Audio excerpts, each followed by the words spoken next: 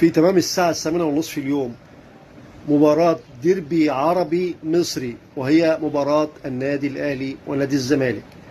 النادي الأهلي يتربع على عرش الدوري العام، وهو أكثر وأوفر حظا في الوقت الحالي. النادي الأهلي حاصل على بطولة أفريقيا هذا العام، وحاصل على بطولة السوبر هذا العام، وحاصل على الكاس هذا العام، والدوري حسمه بالفعل.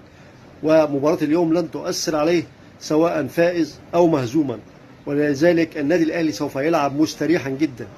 النادي الأهلي لديه الآن 75 نقطة، وتبقى له 5 مباريات كاملة. أما نادي الزمالك فلديه 57 نقطة، وهو في المركز الثالث، ولن يتغير وضعه سواء فاز أو هزم.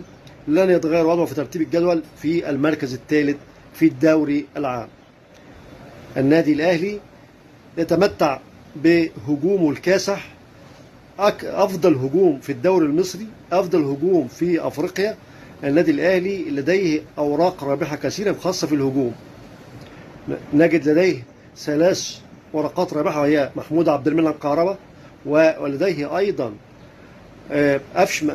مجدي قفشة، ولديه أيضا محمد شريف، ولديه أيضا وجاهز للمناورة في أي وقت ديانج.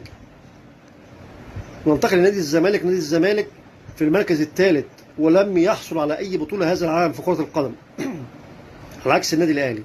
نادي الزمالك في المركز الثالث، وسوف يظل في المركز الثالث، ولذلك سوف يحاول جاهدا الليلة أن يحصل على أي شيء يعكر من صف احتفال النادي الأهلي الليلة بحصوله على درع بطولة الدوري المصري لكرة القدم لعام 2023. النادي الأهلي حصل على الدرع بالفعل، ويريد أن يحتفل اليوم بعد الفوز على نادي الزمالك. والنادي الزمالك يريد أن يحبط هذه المحاولة ولا يحتفل اليوم، ويريد أن يعكر صفو احتفاله. النادي الزمالك لديه أوراق رابحة مثل شيكابالا وسيد زيزو، أحمد فتوح، وكما قلنا شيكابالا، وهم دول أو ال3 أوراق الرابحة بالنسبة لنادي الزمالك. يغيب عن نادي الزمالك اليوم للإصابة دونجا، وإمام عاشور الاحتراف الخارجي في ميتلاند الدنماركي. النادي الأهلي يغيب عنه اليوم حمدي فتحي للاحتراف في الوقر القطري.